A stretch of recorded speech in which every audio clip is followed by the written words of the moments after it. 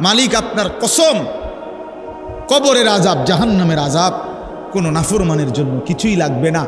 শুধু আজরাইলের এই ভয়ানক দৃশ্য জান কবজের সময় একবার দেখলেই তার সারা জিন্দেগির নাফরমানির শাস্তির জন্য এটাই যথেষ্ট। বন্ধু আমার কষ্ট হবে, ছেলেরা নষ্ট হইয়া শেষ পর্যন্ত কিন্তু খুব বেশি আগাইতে পারতাম। যেই যুবকরা আয়োজন করেছে, ভাই তোমাদের কাছে অনুরোধ, চেহারা সুরত চলন বলন সুন্দর, যারা দাড়ি রাখেন না হিম্মত করে দাড়ি রাখেন, হিম্মত করেন যে ইনশাল্লাহ দাড়ি রাখবেন। দাড়ি না রাখা এটা কিন্তু অনেক বড় অপরাধ। অপরাধটা কি জানেন?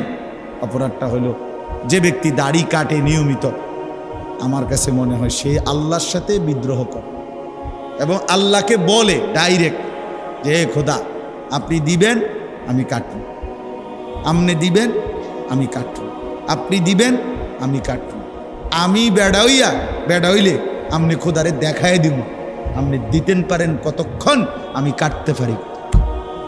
তো আল্লাহও যেন বলে বান্দা কাটতে থাকো, আসতে থাকো, কাটতে কাটতে একদিন তো আমার কবরে আইবা। তো তখন প্রথম রাতেই প্রথম ঘন্টায় টাঙ্গাইয়া যখন ফিটমু তখন বুঝবা, মাতবুরি ছুটাই দেবো তোমার প্রথম ঘন্টাতে দেব, কবরের প্রথম ঘন্টা।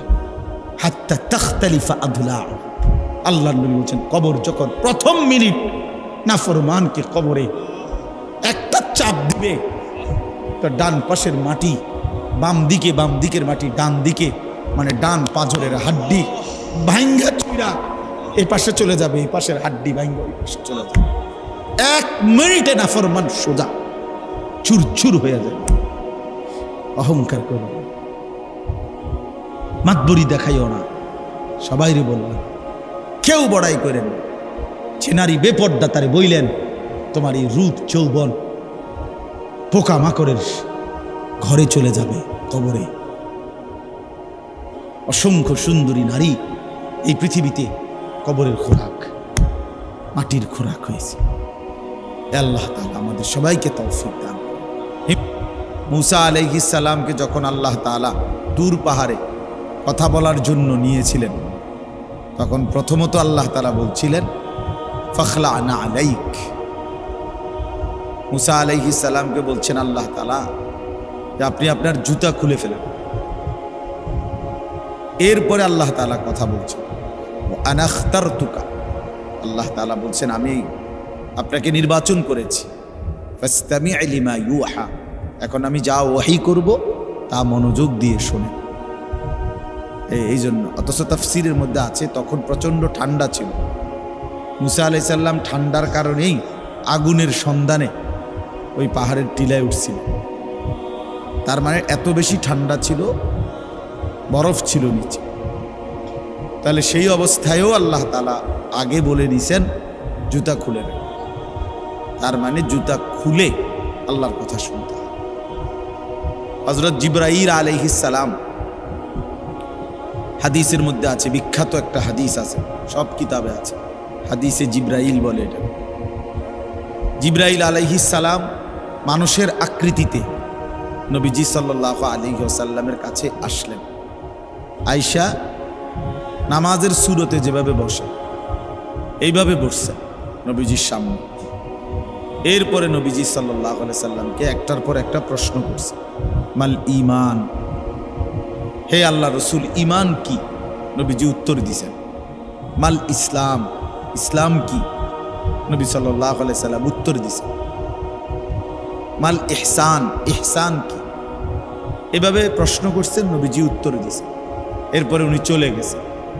তো আল্লাহ নবী সাল্লাল্লাহু আলাইহি ওয়াসাল্লাম সাহাবীদেরকে বলছেন হাযা জিবরাইল, ইনি জিবরাইল, যিনি এতক্ষণ বসা ছিল, ইউআল্লিমুকুম দীনাকুম, তোমাদের দিন তোমরা কিভাবে শিখবে সেটা হাতে কলমে শিখাই দিলেন, বুঝাই।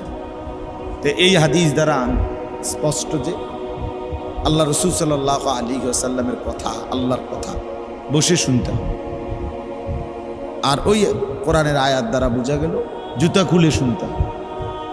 এটা রাসূলুল্লাহ সাল্লাল্লাহু আলাইহি ওয়াসাল্লামের সুন্নাত, আল্লাহর কোরআনে আল্লাহ তাআলা থেকে বর্ণিত আদব।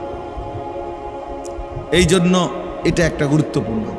খাবারের ক্ষেত্রে জুতা পরিধান করে খাবার খাওয়া, এটা রাসূলুল্লাহ সাল্লাল্লাহু আলাইহি সাল্লামের তরিকার স্পষ্ট খেলাফ, সুন্নতের খেলাফ। নবী সাল্লাল্লাহু আলাইহি ওয়াসাল্লাম জুতা পরা অবস্থায় খাবার খেতেন। নবী সাল্লাল্লাহু আলাইহি ওয়াসাল্লাম পিছনের দিকে হেলান দিয়ে খাবার খেতেন না। নবী সাল্লাল্লাহু আলাইহি ওয়াসাল্লাম কোমর মাথা ঝুঁকাইয়া দুই হাঁটু উঠাইয়া খাবার খেতেন এবং বলতেন, একজন মুনিবের সামনে তার গোলাম যেভাবে খানা খায় আদবের সাথে, আমি আমার মহান আল্লাহ পাকের সামনে এইভাবে আদবের সাথে খানা খাই। চারটা জিনিস: এক, জুতা ছাড়া; দুই, হেলান না দেওয়া; তিন, দুই হাঁটু তোলা; চার, ঝুঁকে খাওয়া। আগের দিনে বাচ্চা ছাড়া আমাদের আগের দিনের বয়স্ক লোকেরা, মুসলমানরা ওয়াজ শুনতো কম, কিন্তু মোটামুটি আমল করত। এই আগের দিনে যে পিড়ি আছিল, ফিরি, আপনারা পিড়ি চেনেন তো না? এই পিড়ির মধ্যে বসে খানা খাইতো আগে সবাই, আমরাও ছোটবেলায় খাইছি। তো ওইটা পুরা সুন্নাত মোতাবেক, কারণ পিড়িতে বসলে জুতা লাগে না, পিড়িতে বসলে পিছন দিক দিয়ে হেলান দেওয়া যায় না, পিড়িতে বসলে অটোমেটিকলি দুই হাঁটু উঠে যায়। পিড়িতে বইয়া খাইতে চাইলে মাথা নুইয়েই খাইতে, মানে এই একটা পিড়িতে বসাইয়া চারটা তরিকা সুন্নাত আদায় হয়েছে। আমরা দিন দিন আধুনিক হয়েছি, রাসূলুল্লাহ সাল্লাল্লাহু আলাইহি সাল্লামের সুন্নাত থেকে দূরে সরছি। এই যে দেখেন এই ছেলেগুলো এগরে এতক্ষণ বলা হইল, কিন্তু এরা শুনল না, মানে এরা বাংলা বোঝে না, মূলত এরা ইউরোপ থেকে আসছে, এদের বাড়ি হলো ইটালি, এরা ইটালির থেকে একটু আগে নামছে, এজন্য বাংলা বোঝে না, ইংরেজি বললে পুরাটা বুঝতো। এটা ওদের মাতৃভাষা হয়তো ইংলিশ, এমন হইতে পারে, নাহলে তো এটা না বুঝার কোনো কারণ নাই, ঠিক না? এই বাংলা কথাটা এতক্ষণ ধরে বলার পরও বুঝলো না। চলে, আমি আপনাদের সামনে পবিত্র কোরআনুল কারীমের 5 নম্বর পারা 4 নম্বর সূরা, কোরআনুল কারীমের সূরায়ে নিসা, সূরাটির নাম। এই সূরার 69 নম্বর আয়াত, এই একটি আয়াত তেলাওয়াত করেছি। ইনশাআল্লাহ এই আয়াতটিকেই সামনে রেখে সামান্য কিছু কথা আমরা আপনাদের সামনে আরজ করতে চাই। আল্লাহ তাআলা আমাদেরকে তৌফিক দান করে। এই আয়াতের একটা ছোট্ট প্রেক্ষাপট আছে, কেন নাজিল হলো আয়াত। কোরআন শরীফের বিভিন্ন আয়াত, বিভিন্ন সূরা রাসূলুল্লাহ সাল্লাল্লাহু আলাইহি ওয়াসাল্লামের জামানায় বিভিন্ন প্রশ্ন, বিভিন্ন অবস্থা, বিভিন্ন ঘটনা, বিভিন্ন বিষয়ের ক্ষেত্রে সামনে রেখে নাজিল হয়েছে। তো এগুলোকে শানে নুজুল বলে, মানে অবতীর্ণের কারণ। আয়াতটা কেন নাজিল হলো, সূরাটা কেন নাজিল হলো, এগুলারে শানে নুজুল বলে। তো এই আয়াতের একটা শানে নুজুল আছে, কেন নাজিল হলো। নবী সাল্লাল্লাহু আলাইহি ওয়াসাল্লাম তার হাতে যারা কালেমা পড়ে মুসলমান হইছেন, তাদের মধ্যে মক্কার আরবের মানুষও ছিল, আবার বিভিন্ন দূর দূরান্তের মানুষও ছিল। কেউ আরবের মুসলমান মক্কা মদিনার, কেউ অন্য অঞ্চলেরও ছিল, যেমন হযরত হুযায়ফা রাদিয়াল্লাহু তাআলা আনহু ইয়ামান দেশের ছিল, হযরত সালমান রাদিয়াল্লাহু তাআলা আনহু পারস্য মানে ইরানের মানুষ ছিল, হযরত বেলাল রাদিয়াল্লাহু তাআলা আনহু তিনি হাবাসা আবিসিনিয়া মানে ইথিওপিয়া ওই দেশের মানুষ ছিল। এরকম অনেক সাহাবী, আবু যর রাদিয়াল্লাহু তাআলা গিফার গোত্রের মানুষ ছিল, হযরত আবু হুরায়রা রাদিয়াল্লাহু তাআলা আনহু মক্কা থেকে অনেক দূরে দাউস গোত্রের লোক ছিলেন। এরকম বিভিন্ন অঞ্চলের দূর দূরান্তেরও মুসলমান ছিল। রাসূলুল্লাহ সাল্লাল্লাহু আলাইহি ওয়াসাল্লামের সাহাবীদের সাথে নবী সাল্লাল্লাহু আলাইহি ওয়াসাল্লামের আন্তরিকতা খুব বেশি ছিল। যেই কোনো বিষয় অকপটে দিলে আসলে ওনারা আল্লাহর নবী সাল্লাল্লাহু আলাইহি সাল্লামের কাছে পেশ করতেন, বলতেন, আর রাসূলুল্লাহ সাল্লাল্লাহু আলাইহি সাল্লাম ওয়াহির মাধ্যমে আল্লাহ তাআলার পক্ষ থেকে সমাধান দিতেন। নারীরাও বলতো, পুরুষরাও বলতো, ছোটরাও বলতো, বড়রাও বলতো, সবাই নবীজি সাল্লাল্লাহু আলাইহি ওয়াসাল্লামের কাছে খোলা মনে কথা বলতেন এবং নবীজি শুনতেন। হাদিসের মধ্যে আছে আল্লাহ নবী সাল্লাল্লাহু আলাইহি ওয়াসাল্লাম তিনি কেউ কথা বলতে চাইলে পুরা চোখ দিয়ে তার দিকে তাকাইয়া পুরাটা শুনতেন, সে শেষ করা পর্যন্ত শুনতেন। নবীজি সাল্লাল্লাহু আলাইহি ওয়াসাল্লাম কারোর সাথে মুসাফা করলে ওই লোক যতক্ষণ হাত না সরাইতো নবীজি নিজে হাত টেনে নিতেন না। নবী সাল্লাল্লাহু আলাইহি ওয়াসাল্লাম ডানে বামে কেউ ডাক দিলে তো পুরা চেহারা ঘুরাইয়া তার দিকে তাকাইতেন এবং শুনতেন তার। রাসূলুল্লাহ সাল্লাল্লাহু আলাইহি ওয়াসাল্লামের আখলাক অনেক সুন্দর ছিল, অনেক সুন্দর। প্রতিটা সেকেন্ড নবী সাল্লাল্লাহু আলাইহি ওয়াসাল্লামের আখলাক সর্বোচ্চ সৌন্দর্য, সর্বোচ্চ সুন্দর, সবকিছুই সুন্দর, সবকিছুই শ্রেষ্ঠ, সবকিছুই সবচেয়ে সুন্দর। সুবহানাল্লাহ, সবকিছু একেবারে সকল কিছু সবচেয়ে সেরা, সবচেয়ে সুন্দর। তো একদিন আল্লাহ নবী সাল্লাল্লাহু আলাইহি ওয়াসাল্লামের একজন সাহাবী, উনি ছিলেন হাবশি, এই কালো নিগ্রু মানুষ, আফ্রিকান, একদম কুচকুচে কালো নিগ্রু সাহাবী। আল্লাহ নবী সাল্লাল্লাহু আলাইহি ওয়াসাল্লামের কাছে আইসা উনি একটা কথা নবীজিকে বলছে, ইয়া রাসূলুল্লাহ, আমার একটা বিষয় জানার ছিল। আল্লাহ নবী সাল্লাল্লাহু আলাইহি ওয়াসাল্লাম বললেন, বলো। সাহাবী সিধা সাদা মানুষ, সহজ সরল কথা বলতে চাইছেন। মুমিনের সিফাত এটা, মুমিন আল মুমিনু গিররুন কারীম, মুমিন সাদাসিধে হয়, মুমিন ভদ্র হয়। আল্লাহ রাসূল সাল্লাল্লাহু আলাইহি ওয়াসাল্লাম বলছেন, লা ইয়াখদাউ ওয়া লা ইউখদাউ, মুমিন কাউকে ধোঁকাও দেয় না। নবীজি বলছেন মুমিন ধোঁকাও খায় না। এত বেকুবও না যে তাকে কেউ ধোঁকা দিবে, আবার এত বাটফারও না যে সে অন্যকে ধোঁকা দিবে। রাসূলুল্লাহ সাল্লাল্লাহু আলাইহি ওয়াসাল্লাম বলেন মুমিন সহজ সরল, মুমিন ভদ্র ইমান। নবীজি বলছেন ফা উহিব্বু আন আকুনা কারীমান মাগলুবান, আমি হেরে গিয়েও ভদ্র থাকতে চাই, প্রয়োজনে হেরে গেলাম কিন্তু আমি অভদ্র হতে চাই। ওয়ালা উহিব্বু আন আকুনা গালিবান লাঈমান, আমি অভদ্র হয়ে জিততে চাই না। নবীজি হাদিস, আমি অভদ্র হয়ে মন্দ আচরণ করে জিততে চাই না, বরং প্রয়োজনে হেরে গিয়েও আমার ভদ্রতা ধরে রাখতে চাই। তো এই সহজ সরল সাহাবী তিনি আল্লাহ নবী সাল্লাল্লাহু আলাইহি ওয়াসাল্লামকে বললেন, ইয়া রাসূলুল্লাহ, আপনি প্রথম কথা হলো বাহ্যিক যেই সৌন্দর্য আপনার চেহারা মোবারক সহ সমস্ত দেহের অঙ্গ প্রত্যঙ্গের যেই সৌন্দর্য বাহ্যিক, এই সৌন্দর্য সর্বশ্রেষ্ঠ সুন্দর, সবচেয়ে সুন্দর, সবচেয়ে সুন্দর। সারা দেহ একসাথে সবচেয়ে সুন্দর, প্রতি অঙ্গ আলাদা আলাদা তাও সবচেয়ে সুন্দর। তো আপনি সবচেয়ে সুন্দর, সর্বশ্রেষ্ঠ সুন্দর, আর আমি কুৎসিত কালো। কাজেই বাহ্যিক সৌন্দর্যের বিবেচনায় আপনার সাথে আমার কোনো তুলনাই চলে না, আপনি অনেক সুন্দর। নবী সাল্লাল্লাহু আলাইহি ওয়াসাল্লামের সমস্ত সাহাবী নবীজির সৌন্দর্যের এমন বর্ণনা দিছেন সেটা কোনো কুল কিনারা। শামায়েলের কিতাবের মধ্যে, শামায়েল মানে রাসূলুল্লাহ সাল্লাল্লাহু আলাইহি সাল্লামের শুধু চেহারা, সুরত, চলাফেরা, উঠা বসা, এগুলোর আলাদা বর্ণনার উপরে কিতাব আছে, ওগুলোর শামায়েলের কিতাব, শামায়েলে তিরমিজি, এরকম শামায়েলে নবী, যেখানে সাহাবায়ে কেরাম খুব মজা করে করে জোশ, আনন্দে, খুশিতে নবী সাল্লাল্লাহু আলাইহি সাল্লামের বাহ্যিক সৌন্দর্য, আভ্যন্তরীণ সৌন্দর্যের বর্ণনা দিয়েছেন।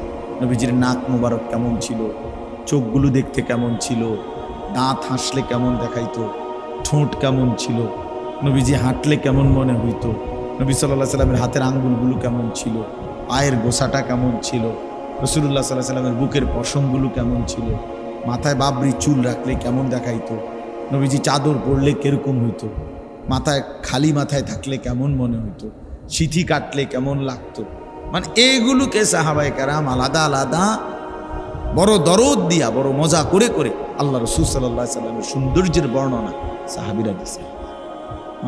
হযরত হাসান ইবনে সাবিত রাদিয়াল্লাহু তাআলা আনহু নবীজির সাহাবী বলছেন, ওয়া আহসানু মিনকা লাম তারা কাত্তু আইনি।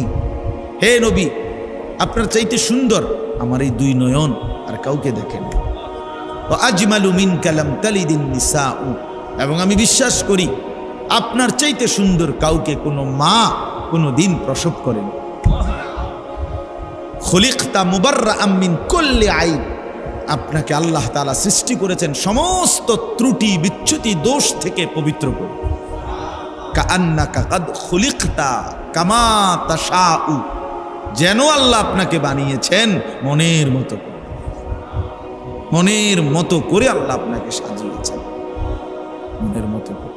রাসূলুল্লাহ সাল্লাল্লাহু আলাইহি সাল্লামের সৌন্দর্য বেমিসাল, তুলনাহীন। গোটা কায়নাতের আল্লাহ তাআলা সমস্ত সৃষ্টিকে যত সৌন্দর্য দিয়েছেন তারা দুই ভাগ। এক ভাগ ইউসুফ আলাইহিস সালামকে দিয়েছেন অর্ধেক, আর অর্ধেক বাকি সমস্ত সৃষ্টিকে দিয়েছেন। ইউসুফ আলাইহিস সালাম একাই অর্ধেক সৌন্দর্যের অধিকার, আর বাকি সমস্ত সৃষ্টি অর্ধেক। ওই বাকি অর্ধেক দিয়ে এই ফুল এত সুন্দর, ফল এত সুন্দর, পাখি এত সুন্দর, মাছ এত সুন্দর, মানুষ এত সুন্দর, পুরুষ এত সুন্দর, নারী এত সুন্দর, আসমান এত সুন্দর, এই সব কিছু বাকি অর্ধেক। তাহলে সৌন্দর্যের প্রথম অংশ হলো দুই ভাগ, ইউসুফ আলাইহিস সালাম অর্ধেক, বাকি সৃষ্টি অর্ধেক। আর একা মুহাম্মদ সাল্লাল্লাহু আলাইহি ওয়াসাল্লাম পূর্ণ সবটা সৌন্দর্যের অধিকারী।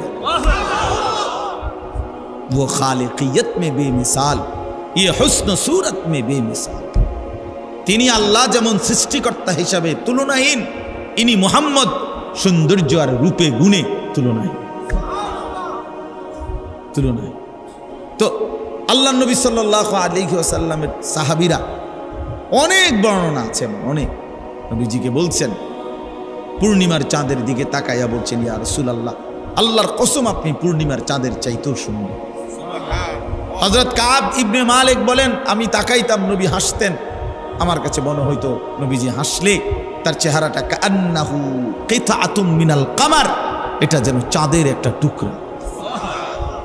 হযরত আবু হুরায়রা রাদিয়াল্লাহু তাআলা আনহু বলতেন, আল্লাহর নবী সাল্লাল্লাহু আলাইহি সাল্লাম যখন হাসতেন আমার কাছে মনে হইতো কান্না শামসা তাজরি ফি ওয়াজহিহি, সূর্য যেন তার চেহারায় খেলতেছে। এইভাবে বলতেন সাহাবী। এত সুন্দর ছিলেন, এত সুন্দর, এত সুন্দর ছিলেন।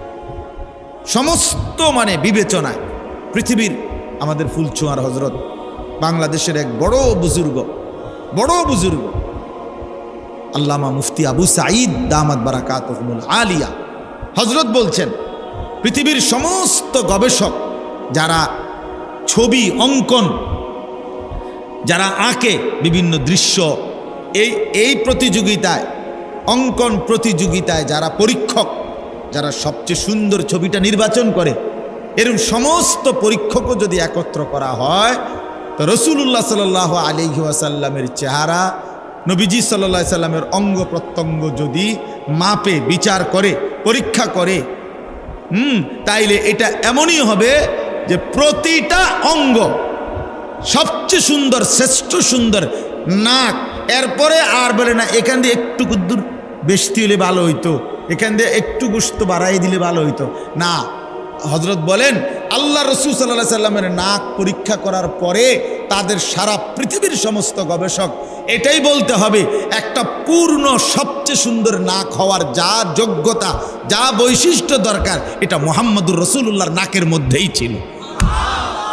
নবী সাল্লাল্লাহু আলাইহি সাল্লামের চোখই পূর্ণাঙ্গ, নবীজির কানেই পূর্ণাঙ্গ, নবীজির ঠোঁটে পূর্ণাঙ্গ, সব কিছু। অর্থাৎ এরপরে আর সুন্দর বানানোর কিছু নাই, আর কিছু নাই। এত সুন্দর ছিলেন, এত সুন্দর ছিলেন।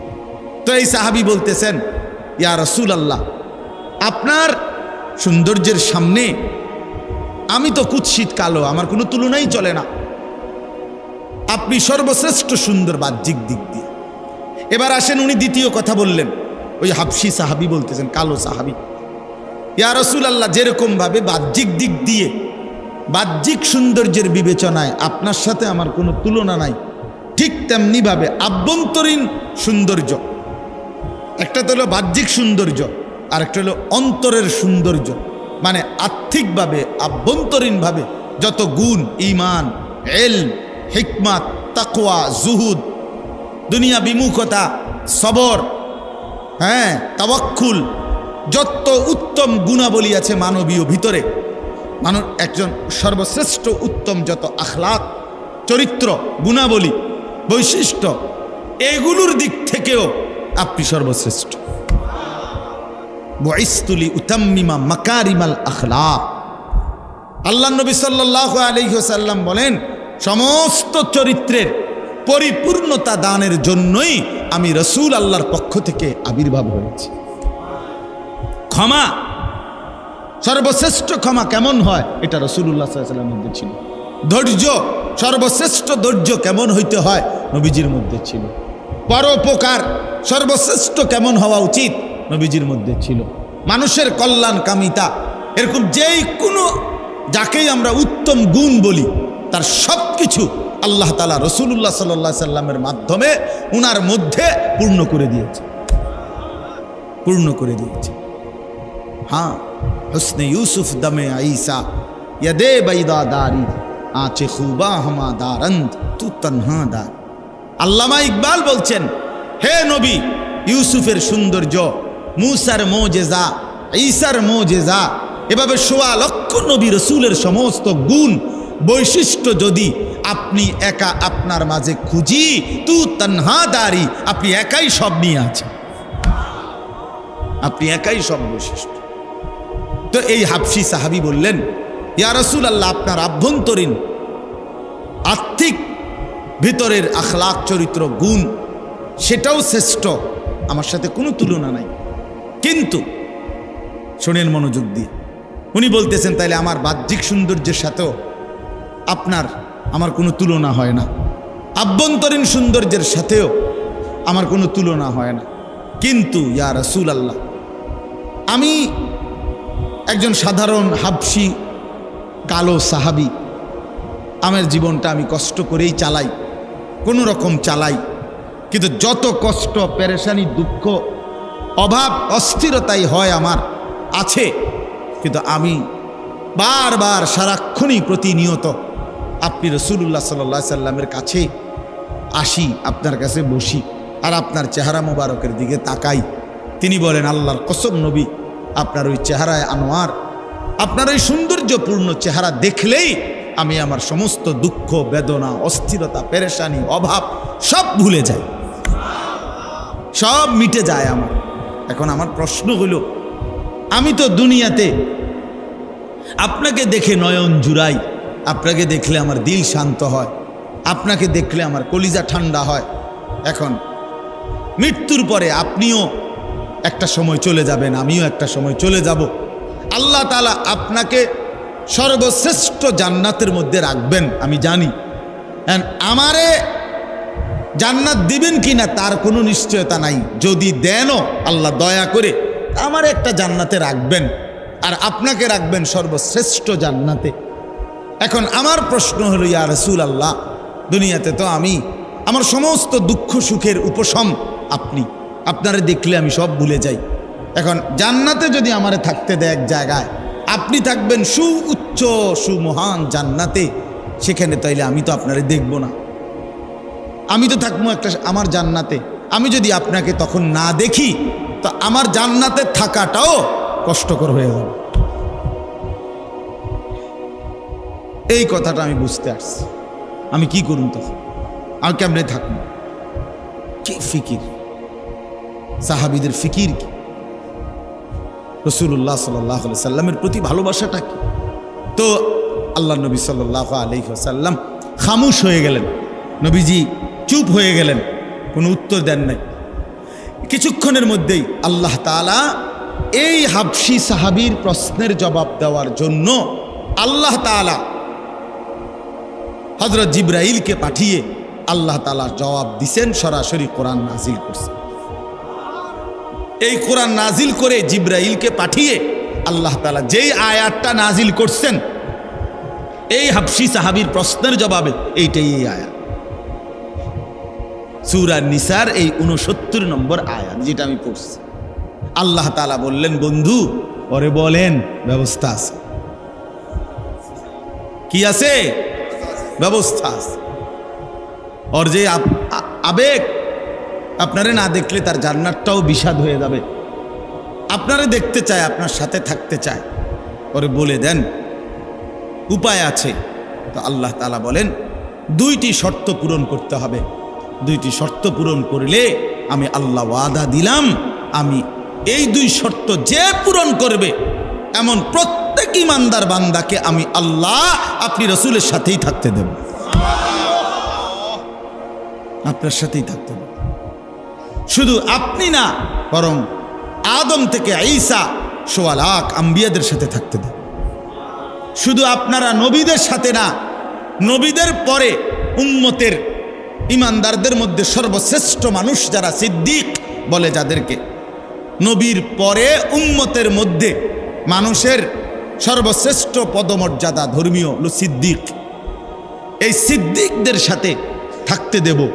যারা আমার রাস্তায় শহীদ হয়েছে শহীদদের সাথে থাকতে দেব। যারা আমার নেক আল্লাহওয়ালা বান্দা তাদের সাথেই আমি থাকতে দেব। শর্ত কয়টা? 2টা। ওমান ইউতিল্লাহ ওয়ার রাসূল, সহজ শর্ত, আল্লাহ এবং আপনি রাসূলের আনুগত্য করতে হবে। জীবনভর কষ্ট করে হলেও, সুখে কিংবা দুঃখে, রাতে কিংবা দিনে, একাকী কিংবা প্রকাশ্যে, আপনি রাসূলের ইত্তেবা করতে হবে, আল্লাহর আনুগত্য করতে হবে, রাসূলের আনুগত্য করতে হবে।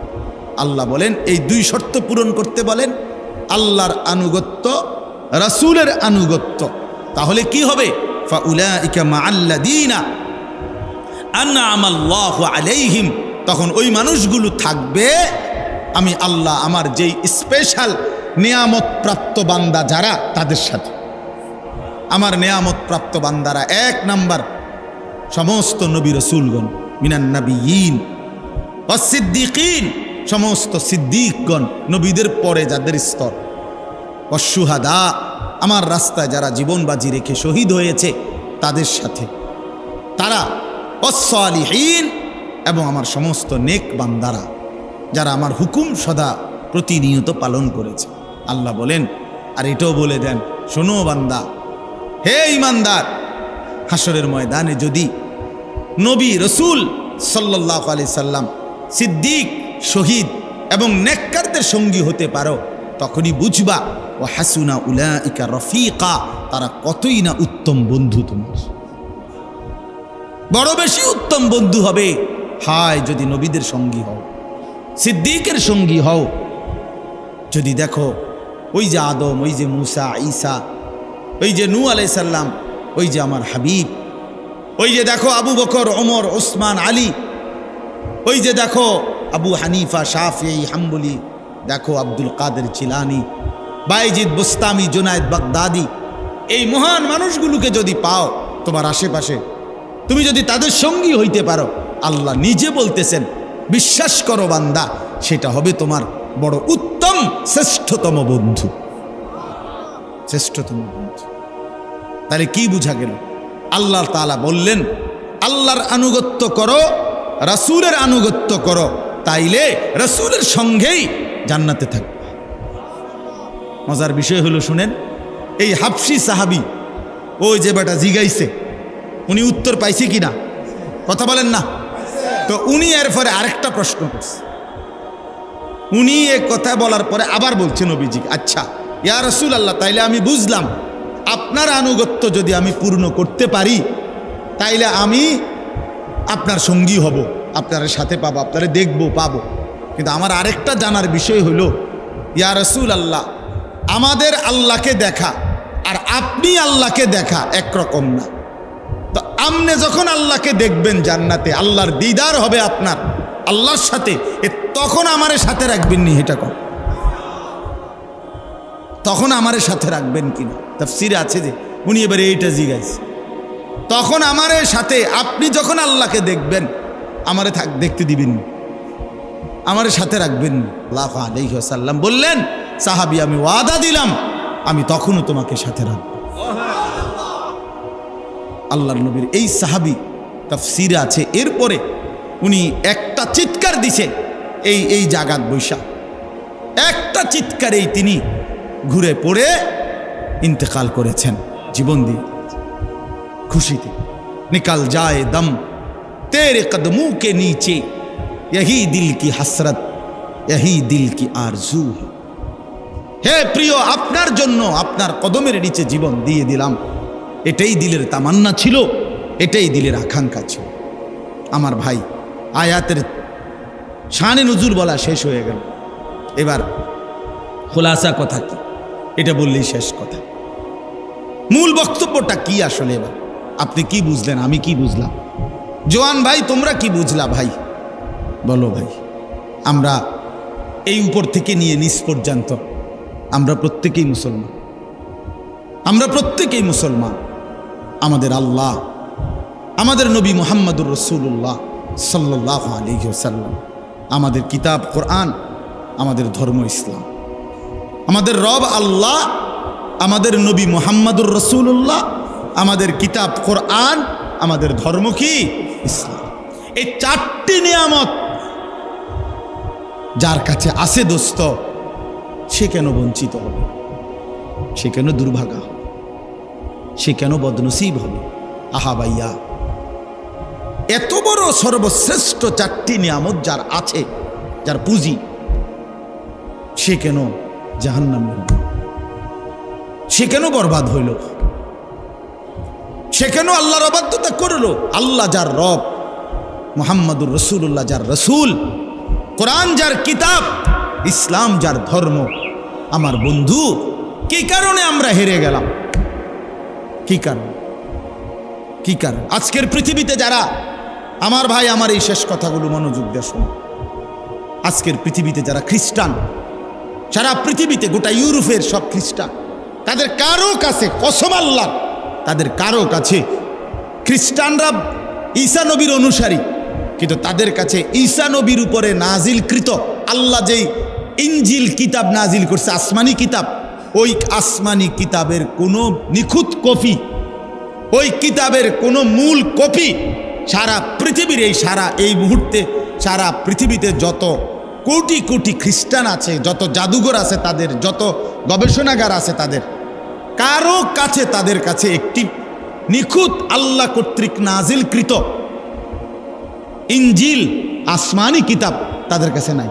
কসম আল্লাহ, এটা তারাও মানে, তাদের কাছেও স্বীকৃত। এই ইনজিল নামে, বাইবেল নামে, কিতাবুল মুকাদ্দাস, কখনো নাম দেয় কিতাবুল মুকাদ্দাস, কখনো নাম দেয় ইনজিল শরীফ, কখনো নাম দেয় বাইবেল শরীফ, এক এক সময় এক এক শরীফ নাম দেয়, কিন্তু কোনো শরীফই আসল শরীফ না, সব হলো নকল শরীফ, আসলি না। এগুলো সব ঈসা আলাইহিস সালামকে আল্লাহ তাআলা আসমানে তুলে নেওয়ারও কমপক্ষে 600 বছর পরে লিখিত। তাদের পরবর্তী কোনো মনীষী, গুরু, ধর্মযাজকদের এই বিভিন্ন মানুষের মুখে মুখে প্রচারিত বিভিন্ন মুখ নিঃসৃত কথা বানাইয়া সানাইয়া এগুলো লিখস। আজকের এই দিন পর্যন্ত খ্রিস্টানরা ঈসা আলাইহিস সালামের ব্যাপারে তাদের আকীদা পরিষ্কার করে বলতে পারে না। তাদের কথা হইল ঈসা, মরিয়ম, আল্লাহ, এ তিন খোদা। নাউজুবিল্লাহ। তো বলে যে আল্লাহ যে এক, তোমাদের কিতাবও তো আছে, কহ এটাও ঠিক। আল্লাহ এক, এক খোদা, এটাও ঠিক। তাহলে যদি বলো যে তিন খোদা, এইটাও ঠিক।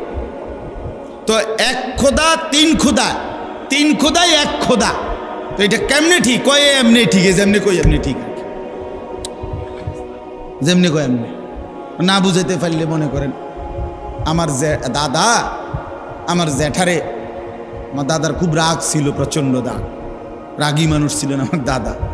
তো ক্ষেতের মধ্যে ধান, আরে ক্ষেত ওই গরু দিয়া, হালের গরু দিয়া ক্ষেতে হাল চাষ করবার সময় আমার বড় জ্যাঠা কি কথা মনে দেরি করছে না জানি কি, দাদা এই গরুরে যেটা দিয়ে বাইরা, যে আগের দিনের, হ্যাঁ, এইগুলা দিয়ে ফিরতে ফিরতে জ্যাঠারে একবার শোয়াইয়া লাইছে খেতে কাদার মধ্যে। তো জ্যাঠার খুব জ্বর উঠছে, অসুস্থ হয়ে গেছে জ্যাঠা। আমার আব্বা শহর থেকে, আমার আব্বা শহরে চাকরি করতেন, আব্বা একদিন পরে শূন্য গেছে, গিয়া সব ঘটনা টটনা আমার জ্যাঠার থেকে শূন্য আমার আব্বা বুঝছে যে আমার জ্যাঠার কোনো দোষ নেই। আমার দাদা এটা না বুঝা মারছে আবার। তো দাদারে আমার আব্বা এটা বুঝাই কইছে যে আব্বা আপনি যে আবার মারলেন বড় মিয়ারে, এইভাবে বুঝাই কইছে যেটা আপনার এটা ভুল হয়েছে। আপনি মানে মূলত এই ঘটনা উনি করে নাই বা এই কারণে যেটা। তো দাদা বুঝছে কথাটা যে না আসলে তারে অন্যায়ভাবে কি করছে।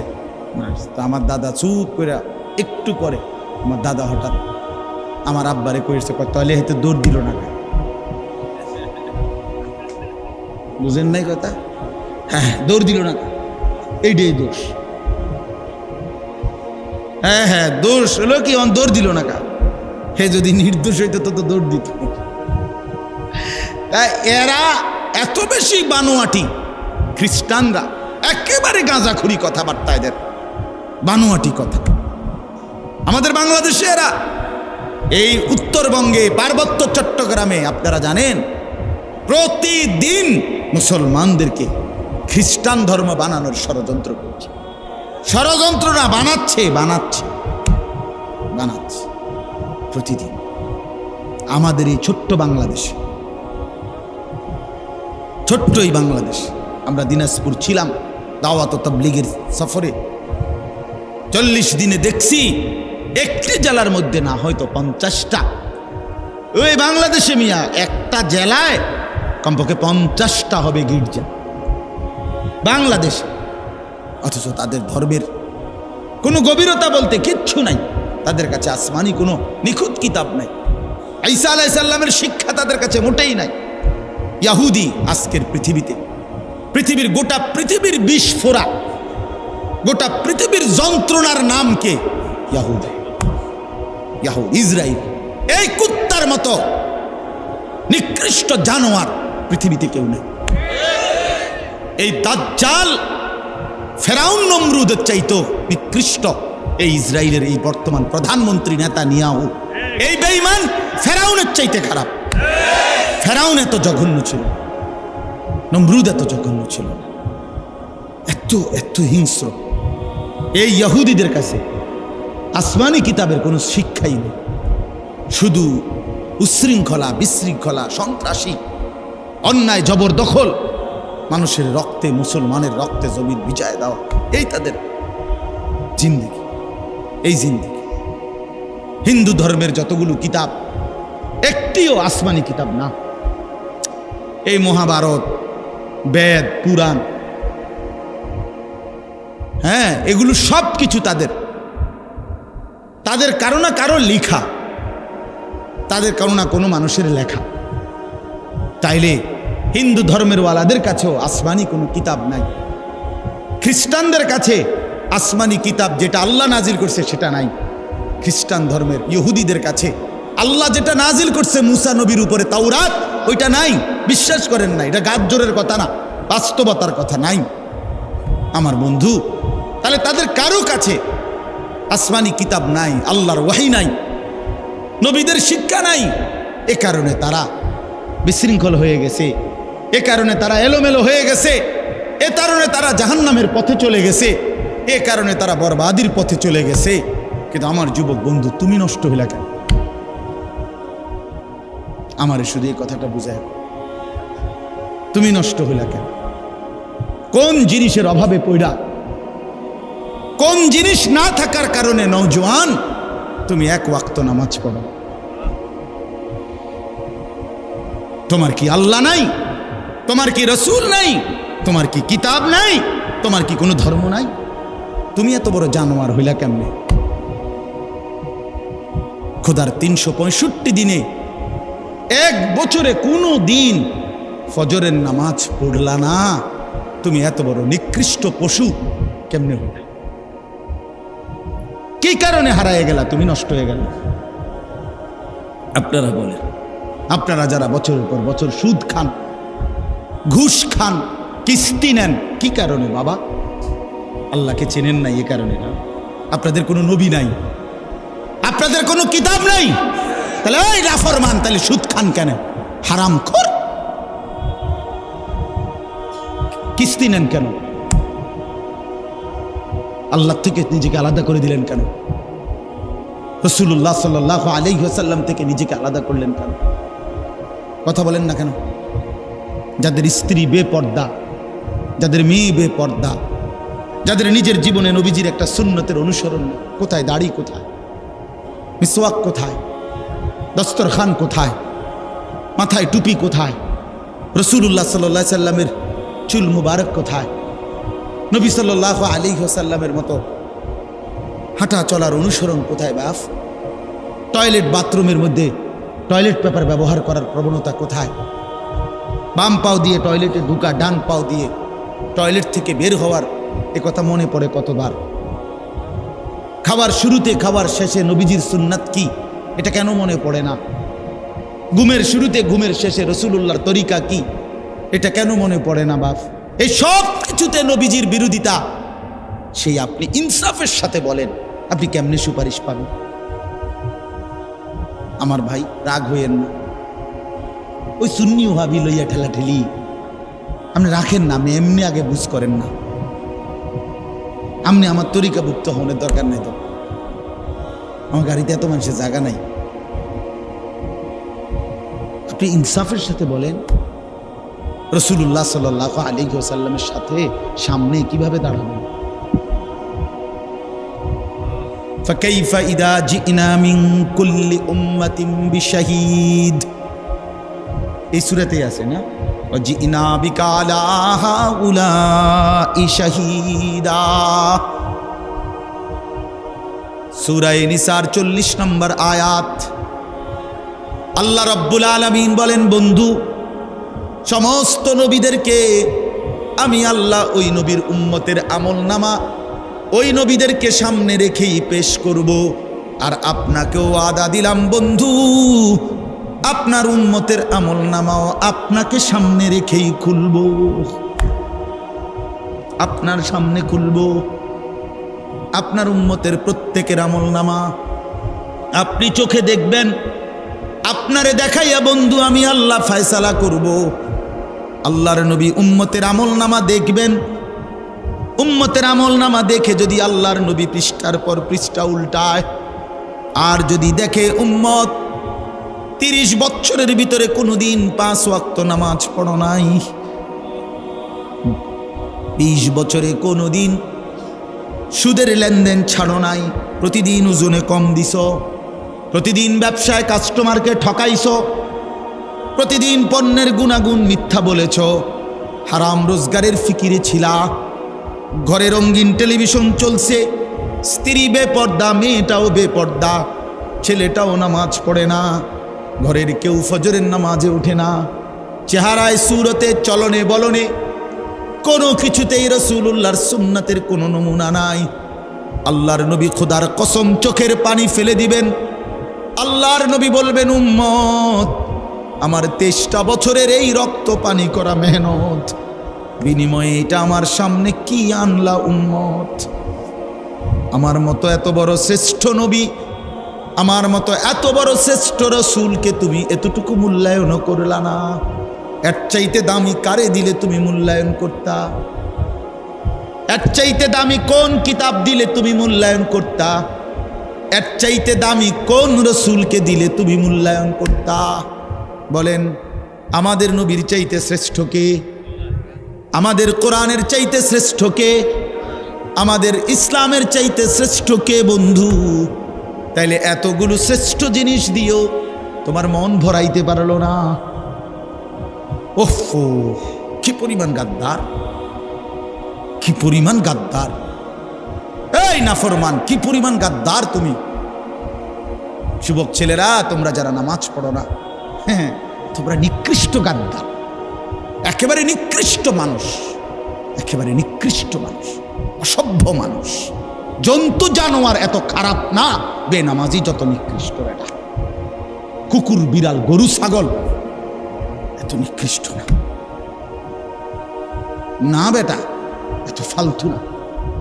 কুত্তা আল্লাহর নাফরমানি করে না, বিড়াল আল্লাহর নাফরমানি করে না, শুকর আল্লাহর নাফরমানি করে না, ওরে আল্লাহ বানাইছে যেমন ওই আছে হেমন, ওর নাফরমানি কি আমার? কথা বলেন না কেন? কুকুরের কোনো হালাল হারাম আছে? বিড়ালের জন্য কোনো হালাল হারাম আছে? তো হে নাফরমানি কিতাব তুমি করলাটা কি? ফাবিআইয়ি হাদিসিম বাদাহু ইউমিনুন।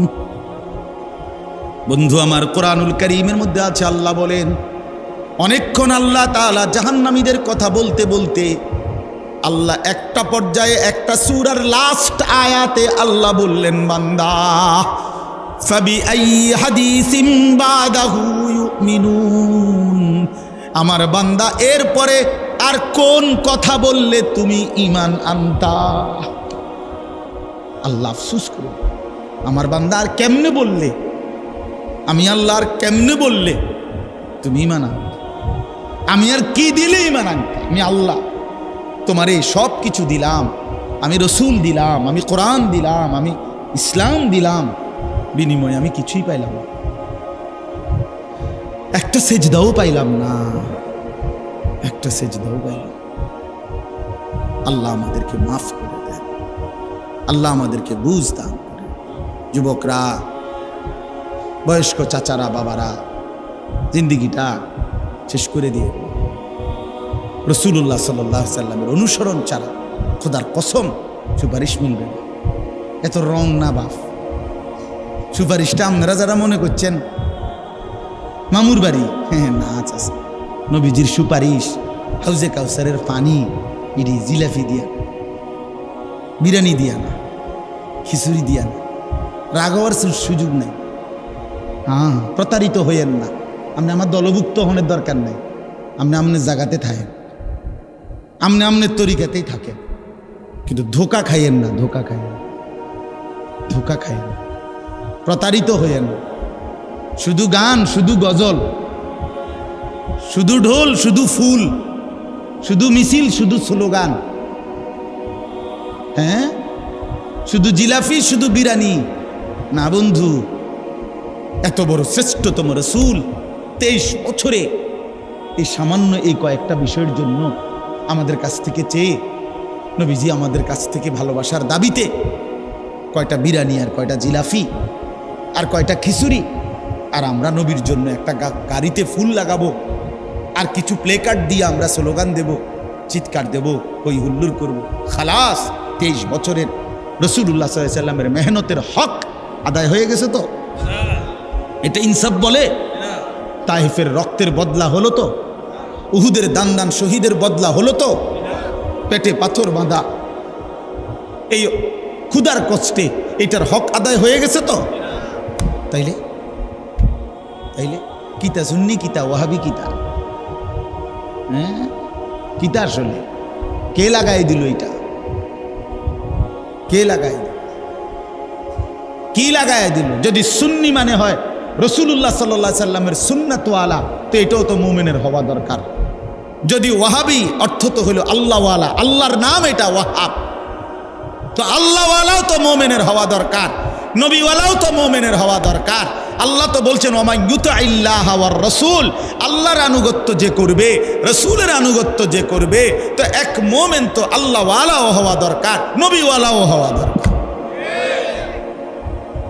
কথা বলে, নামাজ পড়বেন আল্লাহর হুকুম, অনুসরণ করবেন রাসূলের তরিকা, রোজা রাখবেন আল্লাহর হুকুম, কিন্তু অনুসরণ করবেন রাসূলের তরিকা। সোজা হিসাব, সোজা হিসাব।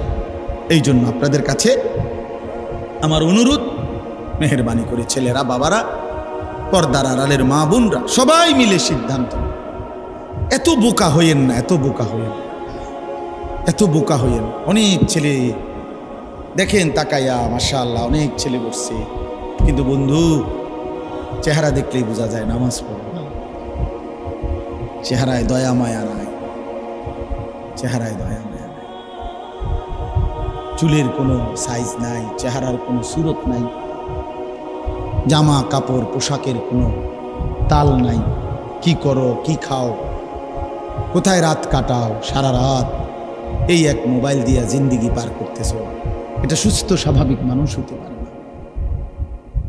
এত ছবি, এত নারী, এত উলঙ্গ দৃশ্য, কোনো স্বাভাবিক মানুষ দেখে না। এ তো পাগল ছাড়া, মাতাল ছাড়া আর কেউ না, আর কেউ। এক ওয়াক্ত নামাজ পড়তে পারে না, মন চায় না। আমি সেদিন বললাম যে আপন মা জীবিত, আমার এই কথাটা শেষ খেয়াল করে, আপন মা বাবা জীবিত, ঘরে ছেলেটা ঘরে ঘুমায়, বাপ মাও আছে, কিন্তু বছরের পর বছর কোনোদিন নামাজ পড়ে না, বাপ মাও কিছু বলে না। আরে বাবা, বিশ্বাস করেন, আমার কাছে মনে হয় জানেন যে এই সন্তানের উপরে আল্লাহর এত বড় লানত পড়ছে, খোদার গজব পড়ছে তার উপরে, যে আল্লাহ তাআলা তার মা বাবার কলজাত থেকেও এই সন্তানের আখিরাতের ফিকির সরায় না। আপন মা বাবা আর আপন সন্তানের ফিকির করে, যা তুই বাদ, তুই নষ্ট হয়ে যা, গাছ নষ্ট হয়ে যা। এই জন্য আমি অনুরোধ করছি, একটা ছেলেও যদি শুনে থাকেন, একটা বাবাও শুনে থাকেন, পুরা কোরআনুল কারীমের মধ্যে আল্লাহ তাআলা বিশ্বাস করে। আবারও বলছি, নবীজির কথা বারবার আল্লাহ বলছে, ফাত্তাবিউনি, আমার নবীকে অনুসরণ করো, ইউহিব্বুকুমুল্লাহ, আমি ভালোবাসবো, ওয়াত্তাবিউহু লাআল্লাকুম তাহতাদুন, আল্লাহ বলেন আমার রাসূলের অনুসরণ করো, নিশ্চিত হেদায়েত পেয়ে যাও। আল্লাহ বলেন, ফাল্লাযীনা আমানু বিহি ওয়া আযযারুহু ওয়া নাসারুহু ওয়াত্তাবাউন নূরাল্লাযী উনজিলা মাআহু, যারা আমার রাসূলের প্রতি ঈমান আনবে, আমার রাসূলকে সম্মান করবে, আমার রাসূলের দ্বীনের কাজে সাহায্য করবে, আমার রাসূলের উপরে নাজিলকৃত কোরআনকে যারা অনুসরণ করবে, খোদার কসম আল্লাহ বলছে, উলাইকা হুমুল মুফলিহুন, তারা নিশ্চিত সফল কৃতকার্য জান্নাতি। পুরা কোরআনে আল্লাহ বলছেন রাসূলুল্লাহ সাল্লাল্লাহু আলাইহি সাল্লামের ভালোবাসা আল্লাহ তাআলা অনুসরণের মাধ্যমে বুঝাইছেন। অনুসরণ সুন্নাত মোতাবেক, পেশাব, পায়খানা, ওযু, গোসল, হাঁটা চলা, উঠা বসা, খানা খাদ্য, ঘর পরিবার, স্ত্রী সংসার, বাজার ব্যবসা, আয় রোজগার, লেনদেন, দেশ জাতি রাষ্ট্র পরিচালনা, সকল বিষয়ে আল্লাহ নবী সাল্লাল্লাহু আলাইহি ওয়াসাল্লামের তরিকা অনুসরণ করা। বলে আমি এক লগে হুজুর সবডি কুলামু পারমুনি, আপনি সবই পারতেন না বললা শুরুই করতেন না, এটা কোন কথা? কথা বুঝেন নাই আপনি? আমাদের আরবিতে একটা প্রবাদ আছে, মালা ইউদরিকু কুল্লু লা ইয়াতরুকু কুল্লু, যেটা তুমি ফুরাটা ফাটতা না, এই কারণে ফুরাটা ছাইরো না। বুঝেন নাই কথাটা? এই জন্য আজকে ইনশাআল্লাহ আমরা এই সিদ্ধান্ত নেই প্রত্যেকেই যে আমরা প্রিয় নবী সাল্লাল্লাহু আলাইহি ওয়াসাল্লামকে অনুসরণের মাধ্যমে ভালোবাসব। কিসের মাধ্যমে কোন? আবার বলেন ভাই, কিসের মাধ্যমে? ঝগড়াঝাটির কোনো দরকার নেই, জান্নাতে যাওয়া দরকার। সবাই নিয়ত করেন ইনশাআল্লাহ যে সবাই জান্নাতি হবে, জান্নাতি হওয়া দরকার। জাহান্নাম টিকবেন না, কবরের আযাবে টিকবেন না, টিকবেন না, কবরের আযাবে টিকবেন না। আমরা কিতাবে পড়ছি ঈসা আলাইহিস সালাম নূহ আলাইহিস সালামের জামানাত ওনার একজন সন্তানকে কবর থেকে উঠাইছেন আল্লাহর কুদরতে। দেখছেন ওনার চুল দাড়ি সাদা হয়ে গেছে। তো নূহ আলাইহিস সালামের জামানার মানুষের চুল দাড়ি সাদা হতো না, কিতাবে আছে, যত বৃদ্ধই হইতো। ঈসা আলাইহিস সালাম জিজ্ঞেস করছে, আপনার চুল দাড়ি সাদা হলো কেন? বলে শুনেন, 450 বছর দুনিয়ার হায়াত পাইছি আমি, আমার কোনোদিন চুল দাড়ি সাদা ছিল না, হয় নাই, কিন্তু শুধুমাত্র মালাকুল মউত আজরাইল যখন আমার জান কবজ করে, তিনি বলেন, ওই নূহ আলাইহিস সালামের বংশধর বলে, আল্লাহর কসম, এই জান কবজের সময় সাকরাতুল মউত, মৃত্যুর যেই যন্ত্রণাটা লাগছে, ওই এইটুকু যন্ত্রণায় আমার চুল দাড়ি সাদা হয়ে গেছে। এরপরে তো রয়েছে মাফ, এরপরে তো রয়েছে, এরপরে তো সামনে রয়েছে। হযরত, আমার কাছে কিতাব, আমার গাড়িতে কিতাবটা আছে, হযরত ইব্রাহিম আলাইহিস সালাম একদিন আজরাইলকে বলছে, আজরাইল, কোনো নাফরমান পাপীর রুহু যে কবজ করো তুমি, তখন তোমার চেহারাটা কিরকম হয়, আকৃতিটা আমার এটা একটু দেখা। হযরত ইব্রাহিম আলাইহিস সালামকে আজরাইল বলছে, আল্লাহর কসম হে নবী, আপনি সহ্য করতে পারতেন না, আপনি এটা দেখতে চাইেন না। ইব্রাহিম আলাইহিস সালাম বললেন, না, আমার একটু হলেও দেখাও। তো আজরাইল এই বিভৎস আকৃতি, মানে নাফরমানের জান কবজ করার সময় ওনার যে চেহারার আকৃতি হয়, এই চেহারাটা ধরে ইব্রাহিম আলাইহিস সালামকে দেখাইলেন। বিশ্বাস করেন এই কিতাবে আছে, ইমাম কুরতুবীর কিতাব। ইব্রাহিম আলাইহিস সালাম একটা চিৎকার মাইরা বেহুশ হয়ে গেছে। হুঁশ আসার পরে ইব্রাহিম আলাইহিস সালাম বললেন, আল্লাহর কসম, আয় আল্লাহ, মালিক আপনার কসম, কবরের আযাব, জাহান্নামের আযাব কোনো নাফরমানের জন্য কিছুই লাগবে না, শুধু আজরাইলের এই ভয়ানক দৃশ্য জান কবজের সময় একবার দেখলেই তার সারা জিন্দেগির নাফরমানির শাস্তির জন্য এটাই যথেষ্ট। বন্ধু আমার কষ্ট হবে, ছেলেরা নষ্ট হইয়া শেষ পর্যন্ত কিন্তু খুব বেশি আগাইতে পারতাম। এই জন্য আজকে যারা বসছে সবার কাছে অনুরোধ করি, আমরা আল্লাহ এবং রসুলের আনুগত্য, ইসলামের দিকে ফিরে আসা, এইটা আমাদের মধ্যে নিরাপত্তা, এটার মধ্যেই আমাদের মুক্তি, দুনিয়ার শান্তি, আখিরাতের শান্তি। আল্লাহ তাআলা আমাদেরকে তৌফিক দান করেন। আজকের এই মাহফিলটা আল্লাহ তাআলা কবুল করে নেন। যুবকদের এই যে মুহইয়ুস সুন্নাহ শব্দের অর্থ কিন্তু সুন্নাতের জীবন দানকারী, অর্থাৎ সুন্নাতের অনুসরণকারী, সুন্নতকে জীবন দানকারী, সুন্নতকে বাস্তবায়নকারী। এই জন্য এই নাম, এটার কিন্তু অর্থ হলো এই যারা সুন্নতকে অনুসরণ করবে। এই জন্য শুধু নাম সর্বস্ব যেন না হয়। যেই যুবকরা আয়োজন করেছে, ভাই তোমাদের কাছে অনুরোধ, চেহারা, সুরত, চলন বলন সুন্দর, যারা দাড়ি রাখেন না, হিম্মত করে দাড়ি রাখেন, হিম্মত করেন যে ইনশাআল্লাহ দাড়ি রাখবেন। দাড়ি না রাখা এটা কিন্তু অনেক বড় অপরাধ। অপরাধটা কি জানেন? অপরাধটা হলো যে ব্যক্তি দাড়ি কাটে নিয়মিত, আমার কাছে মনে হয় সে আল্লাহর সাথে বিদ্রোহ করে এবং আল্লাহকে বলে ডাইরেক্ট যে খোদা আপনি দিবেন আমি কাটব, আপনি দিবেন আমি কাটব, আপনি দিবেন আমি কাটব, আমি বেড়া হইলে আপনি খোদারে দেখায় দিব, আপনি দিতেন পারেন কতক্ষণ, আমি কাটতে পারি। তো আল্লাহও যেন বলে বান্দা কাটতে থাকো, আসতে থাকো, কাটতে কাটতে একদিন তো আমার কবরে আইবা, তো তখন প্রথম রাতেই প্রথম ঘন্টায় টাঙ্গাইয়া যখন ফিটমু তখন বুঝবা, মাতবুরি ছুটাই দেবো তোমার প্রথম ঘন্টাতে দেব, কবরের প্রথম ঘন্টা। হাত্তা তাখতালিফা আদলা, আল্লাহ নবী বলছেন কবর যখন প্রথম মিনিট নাফরমানকে কবরে একটা চাপ দিবে, তো ডান পাশের মাটি বাম দিকে, বাম দিকের মাটি ডান দিকে, মানে ডান পাঁজরের হাড্ডি ভাঙ্গা চুইরা এই পাশে চলে যাবে, এই পাশের হাড্ডি ভাঙ্গা এই পাশে চলে যাবে। 1 মিনিটে নাফরমান সোজা চুরচুর হয়ে যাবে। অহংকার করবে, মাতবুরি দেখাইও না, সবাইরে বললাম, কেউ বড়াই করেন।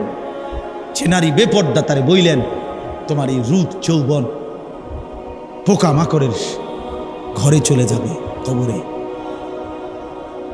অসংখ্য সুন্দরী নারী এই পৃথিবীতে কবরের খোরাক, মাটির খোরাক হয়েছে।